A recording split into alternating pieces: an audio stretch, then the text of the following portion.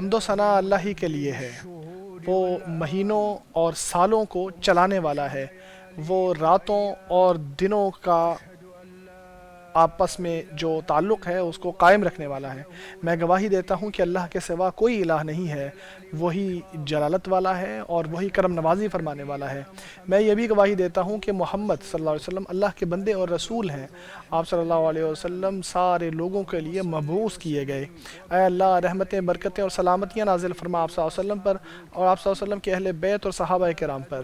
اس کے بعد اے اللہ کے بندو، اللہ تعالیٰ کی وہ وصیت جو اس نے اولین اور آخرین کو فرمائی ہے وہ یہ ہے کہ تقوی پر قائم رہا جائے اور اللہ تعالیٰ کی فرما برداری کی جائے۔ آپ کو بھی یہی وصیت کی گئی ہے اور آپ سے پہلے جو لوگ گزرے تھے ان کو بھی یہی وصیت کی گئی تھی کہ اللہ سے ڈرتے ہوئے کام کرو۔ اللہ کے بندو، ہم ہجری سال کے آخر میں پہنچ گئے ہیں۔ یہ اس وقت سے ہجری سال کی تاریخ شروع ہوئی ہے جب سے آپ صلی اللہ علیہ وسلم نے مکہ سے مدینہ ہجرت کی تھی۔ اس موقع پر ہر مسلمان کو چاہیے کہ نبی اکرم صلی اللہ علیہ وسلم کی سیرت کو یاد رکھے، آپ صلی اللہ علیہ وسلم کی سیرت کو پڑھے تاکہ اس کی زندگی بہتر بن جائے، اس کی آخرت بھی اچھی ہو جائے، اس کی آخرت سعادت سے بھر جائے۔ یہی وہ منہج ہے جس سے کامیابی حاصل ہو سکتی ہے، یہی وہ راستہ ہے جس سے انسان کو کامرانی مل سکتی ہے۔ دیکھو اللہ کا فرمان ہے کہ اگر تم مجھ سے محبت کرتے ہو تو نبی اکرم صلی اللہ علیہ وسلم کی فرما برداری کرو، اللہ آپ سے محبت کرے گا اور آپ کے گناہوں کو بخش دے گا۔ آپ صلی اللہ علیہ وسلم کی سیرت کو دیکھا جائے تو اس میں جو ایک اعلیٰ اور ایک اہم واقعہ ہجرت کا واقعہ ہے، جس میں بہت مشقتیں بھی تھیں، بہت آزمائشیں بھی تھیں، بہت بڑی بڑی چیزیں تھیں۔ امت اسلام کو چاہیے کہ وہ ایسے واقعے کو اپنے لیے بہترین نمونہ بنا لے، اپنی زندگی کے لیے بہترین نمونہ بنا لے، افراد کے لیے بھی اور معاشروں کے لیے بھی۔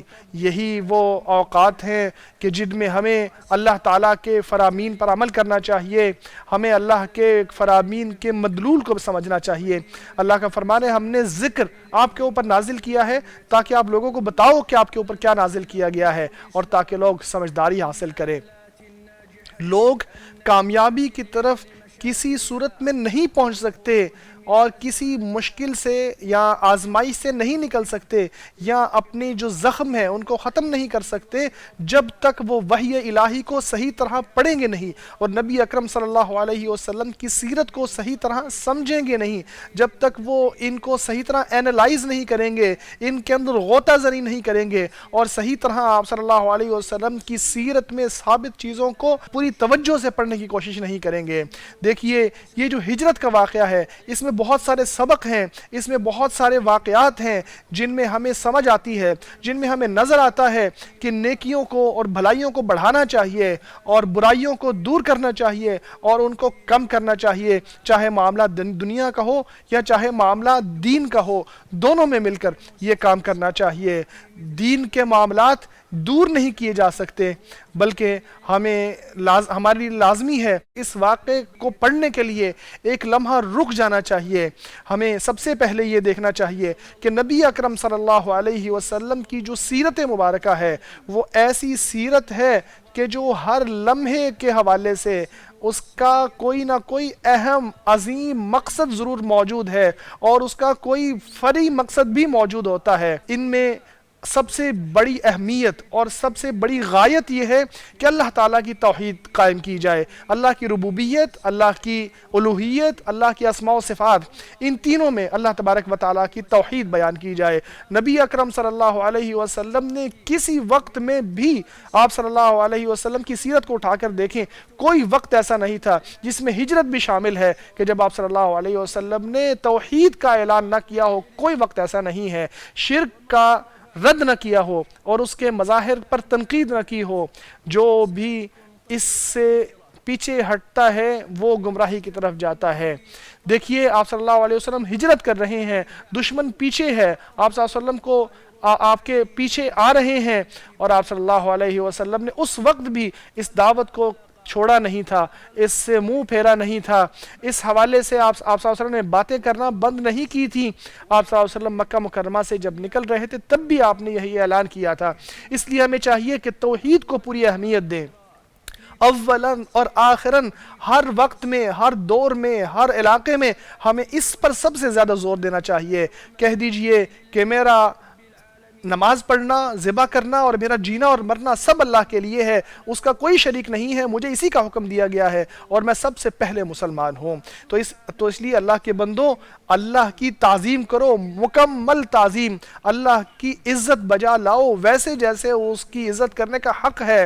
ان سارے کاموں کو چھوڑ دے جو اللہ تبارک و تعالیٰ کی الوہیت کے خلاف جاتا ہو، ہر اس کام کو چھوڑ دیں جو اللہ کے سامنے جھکنے کے خلاف جاتا ہو، ہر اس کام کو چھوڑ دیں جو اللہ تبارک و تعالیٰ کی بندگی سے آپ کو ہٹاتا ہو، اپنے ان سارے تعلقوں کو چھوڑ دو جو عبودیت کی بنیاد پر آپ نے اللہ کی مخلوق سے قائم کیے ہیں، اللہ تبارک و تعالیٰ سے مکمل طرح سے جڑ جاؤ، اللہ تبارک و تعالیٰ کا بھروسہ کرو، اسی کے ہاتھ میں نقصان ہے، نفع ہے۔ اللہ کا فرمان ہے جو اللہ کے ساتھ شرک کرے گا تو یقیناً اللہ نے اس کے لیے جنت حرام کر دی ہے، جہنم اس کا ٹھکانہ ہے، ظالموں کا کوئی مددگار نہیں ہوگا۔ اسی طرح آپ صلی اللہ علیہ وسلم کا یہ بھی فرمان ہے کہ جو اس حال میں مرے گا کہ وہ اللہ کے ساتھ کسی کو شریک کرتا ہوگا تو وہ جہنم میں جائے گا، یہ متفق علیہ حدیث ہے۔ اسی طرح ہمیں یاد رکھنا چاہیے کہ توحید انسان کی زندگی میں سب سے بڑا ہدف ہو، یہ وہ چیز ہے کہ جس کے ذریعے انسان کا ضمیر جاگتا ہے، اس کے ذریعے انسان کی زبان اللہ کی کبریائی بیان کرتی ہے، اللہ کے سامنے جھکتا ہے، اسی کے ذریعے انسان کے جو عبادتیں ہیں وہ صرف اللہ کے لیے مختص ہو جاتی ہیں۔ ایسی توحید کو اپنانا چاہیے کہ جس سے ساری شریعت صرف اللہ سے حاصل کی جائے، نبی اکرم صلی اللہ علیہ وسلم کی سیرت سے حاصل کی جائے، اس میں کسی دوسرے کا عمل دخل نہ ہو، ان کو ان ساری چیزوں سے پاک کر لیا جائے جو عقلی طور پر لوگوں کی عقلوں کے ذریعے جن کا اضافہ کیا گیا ہے، ویسا فہم حاصل کیا جائے جیسا کہ نبی اکرم صلی اللہ علیہ وسلم کے صحابہ نے حاصل کیا تھا۔ آپ صلی اللہ علیہ وسلم کے صحابہ نے اور تابعین نے اور سلف صالحین نے حاصل کیا تھا۔ اللہ تبارک و تعالیٰ سب پر اپنی رحمت نازل فرمائے۔ اس کے بعد ہمیں یہ بھی دیکھنا چاہیے کہ نبی اکرم صلی اللہ علیہ وسلم کی سیرت ایسی نبوی عظیم سیرت ہے کہ جس میں ہمیں یہ نظر آتا ہے کہ انسان جتنی اس کی مطابقت کرے گا اتنی ہی ہدایت پائے گا، اسی کے ذریعے امن ملے گا، اسی کے ذریعے سلامتی ملے گی، اسی کے ذریعے نجات ملے گی۔ اللہ تعالیٰ نے انسان کی سعادت دنیا میں اور آخرت میں نبی اکرم صلی اللہ علیہ وسلم کی پیروی کے ساتھ جوڑی ہے۔ اسی طرح بدبختی کو اور خوف کو اور گمراہی کو اور ناکامی کو دنیا اور آخرت میں نبی اکرم صلی اللہ علیہ وسلم کی ہدی کی مخالفت میں رکھی ہے۔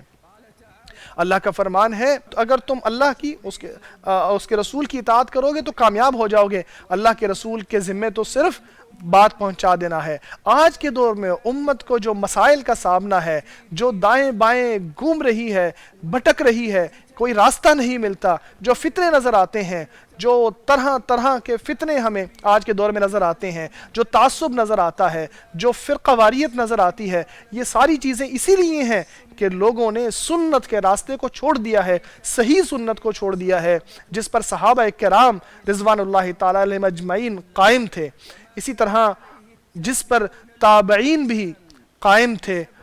اور یہ جو فتنے آج نظر آتے ہیں اس کی وجہ یہی ہے کہ لوگ خواہش پرستی کرتے ہیں اور اپنی رائے کے لیے تعصب کرتے ہیں اور اپنے منہج کی طرف جاتے ہیں اور ایسے کلامی اور فلسفیانہ قسم کے جو راستے ہیں ان کی طرف جاتے ہیں اور جو خود پسندی کا شکار ہیں یا اپنے آراء کو پسند کرتے ہیں۔ تو ایسے لوگوں کو چاہیے کہ وہ ڈریں کہ ان کے اوپر فتنہ نہ آ جائے یا ان کے اوپر دردناک سزا نہ آ جائے۔ تو اے امت اسلام، اے امت اسلام، اے علماء امت، سنت پر قائم رہو، ہدایت پا جاؤ گے، اتحاد مل جائے گا، کامیاب ہو جاؤ گے۔ اے امت اسلام، اے علماء امت، سنت پر قائم ہو جاؤ، محمدی سنت پر قائم ہو جاؤ، ہدایت مل جائے گی، اجتماعیت آ جائے گی، وحدت مل جائے گی۔ سنت پر قائم رہو، سنت کے راستے پر چلو، اس کا دفاع کرو۔ اے لوگو جو ایمان لائے ہو، اللہ اور اس کے رسول سے آگے بڑھنے کی کوشش نہ کرو۔ اسی طرح نبی اکرم صلی اللہ علیہ وسلم کا فرمان ہے، میں آپ کو اللہ سے ڈرنے کی نصیحت کرتا ہوں، سننے اور ماننے کی اطاعت کرتا ہوں، چاہے آپ کا حکمران کوئی غلام کیوں نہ بن جائے۔ میرے بعد جو زندہ رہے گا وہ بہت سارے اختلافات دیکھے گا، تمہیں چاہیے کہ میری سنت پر قائم رہنا اور میرے بعد آنے والے خلفائے راشدین ہدایت یافتہ خلفاء کے راستے پر چلے، اس راستے پر چلتے رہنا، اسے اپنے دانتوں سے یا داڑوں سے پکڑ کے رکھنا، ایجاد کردہ چیزوں سے بچنا، کیونکہ ہر ایجاد کردہ چیز بدعت ہوگی اور ہر بدعت گمراہ ہوگی۔ اسے امام ابو داود اور امام ترمذی نے اور امام ابن ماجہ نے روایت کیا ہے۔ اللہ تبارک و تعالی ہمیں ان ساری باتوں میں برکت عطا فرمائے، ہمیں مزید برکت اور توفیق اور ہدایت عطا فرمائے۔ حمد و ثنا اللہ ہی کے لیے ہے، صرف اللہ کے لیے ہے۔ میں گواہی دیتا ہوں کہ اللہ تعالیٰ وحدہ لا شریک ہے۔ میں یہ بھی گواہی دیتا ہوں کہ ہمارے نبی محمد صلی اللہ علیہ وسلم اللہ کے بندے اور رسول ہیں۔ اے اللہ رحمتیں، برکتیں اور سلامتیاں نازل فرما آپ صلی اللہ علیہ وسلم پر، آپ صلی اللہ علیہ وسلم کے اہل بیت اور صحابہ کرام پر۔ اللہ کے بندو، اللہ سے ڈرو، کامیاب ہو جاؤ گے اور کامران ہو جاؤ گے۔ ہجرت کا ایک سبق یہ بھی ہے کہ جو اللہ سے ڈرتا ہے، اللہ کی فرما برداری کرتا ہے، اللہ اس کے ساتھ ہوتا ہے، اس کی مدد کرتا ہے، اس کی تائید کرتا ہے، اس کی حمایت کرتا ہے، اس کو توفیق عطا فرماتا ہے، اس کو درست راستہ دکھاتا ہے۔ اللہ کا فرمان ہے، اگر تم نبی پاک صلی اللہ علیہ وسلم کی مدد نہیں کرو گے تو اللہ نے آپ کی مدد کی تھی جب کافروں نے ان کو نکال دیا تھا، جب وہ دو لوگوں کے دوسرے تھے، جب وہ غار میں تھے، جب وہ اپنے ساتھی کو کہہ رہے تھے غم نہ کرو، اللہ ہمارے ساتھ ہے۔ اللہ نے اپنی سکینت ان پر نازل کی اور ان کی تائید کری ان لشکروں سے جو آپ نے نہیں دیکھے۔ کافروں کا کلمہ نیچا کر دیا اور اللہ کا کلمہ تو ہے ہی بلند، اور اللہ تعالیٰ عزت والا اور حکمت والا ہے۔ اللہ کے بندو، جو لوگ ہجرت کے حوالے سے لکھ چکے ہیں یا علماء جو اس حوالے سے تحریر کر چکے ہیں، انہوں نے بہت سارے واقعات ایسے لکھے ہیں جن کی سند ضعیف ہے، جو ثابت نہیں ہیں۔ اس لیے ایسے واقعات کے حوالے سے انسان کو چاہیے کہ ایسے واقعات پر بھروسہ نہ کرے، عام لوگوں کو ایسے واقعات ذکر کر کے گمراہ بھی نہ کرے۔ ہمیں سنت کے اوتھینٹک سورسز پر ریلائی کرنا چاہیے۔ جو بھی بیان کریں ہجرت کے حوالے سے، ہمیں پہلے اس کی کریڈیبلٹی کو دیکھ لینا چاہیے اور ہمیں دیکھ لینا چاہیے کون سی چیز اوتھینٹک ہے۔ یہ چیز بہت آسان ہے، خاص طور پہ آج کے دور میں تو بہت ہی آسان ہے کہ جب کہ ہمارے پاس ایسے معلومات موجود ہیں، اہل علم کے کلام تک پہنچنا بہت آسان ہے، قابل علم اہل علم کا کلام جاننا بہت آسان ہے کہ کون سی چیز اوتھینٹک ہے اور کون سی نہیں۔ اللہ کے بندو، آج کے دور میں بلکہ ہمیشہ سب سے بہتر کام اور ایک شاندار کام اور عمل نبی اکرم صلی اللہ علیہ وسلم پر درود بھیجنا ہے۔ اے اللہ اپنے بندے اور رسول محمد صلی اللہ علیہ وسلم پر رحمتیں، برکتیں اور سلامتی نازل فرما۔ اے اللہ خلفائے راشدین سے راضی ہو جا۔ اے اللہ تمام صحابہ کرام سے اور اہل بیت سے راضی ہو جا۔ اے اللہ مسلمانوں کو بخش دے، مسلمہ عورتوں کو بھی بخش دے، چاہے وہ زندہ ہوں یا فوت شدہ۔ اے اللہ ہمیں دنیا میں بھلائی عطا فرما اور آخرت میں بھی بھلائی، اور ہمیں آگ کے عذاب سے بچا۔ اے اللہ مسلمانوں کی حفاظت فرما، ہر جگہ ان کی حفاظت فرما۔ اے اللہ ان کی پریشانیاں دور فرما۔ اے اللہ ان کے معاملات آسان فرما دے۔ اے اللہ ان کے دشمنوں کو رسوا کر دے۔ اے اللہ ہمارے حکمران کو کامیاب فرما اور اس کے نائب کو بھی کامیاب فرما ان کاموں میں جن سے تو خوش اور راضی ہوتا ہے۔ اے اللہ ان کی تائید کرنے والا، ان کی مدد کرنے والا بن جا۔ اے اللہ تمام مسلمان حکمرانوں کو ان کاموں کی توفیق عطا فرما جن میں ان کے رعایا کی فلاح و بہبود ہو۔ اے اللہ ہمیں ان باتوں میں برکت عطا فرما جو ہم نے ابھی کہی اور سنی ہیں، ہمیں اپنے مخلص اور نیک بندوں میں شامل فرما۔ اللہ کی رحمتیں ہوں آپ صلی اللہ علیہ وسلم پر اور آپ صلی اللہ علیہ وسلم کے اہل بیت اور صحابہ کرام پر۔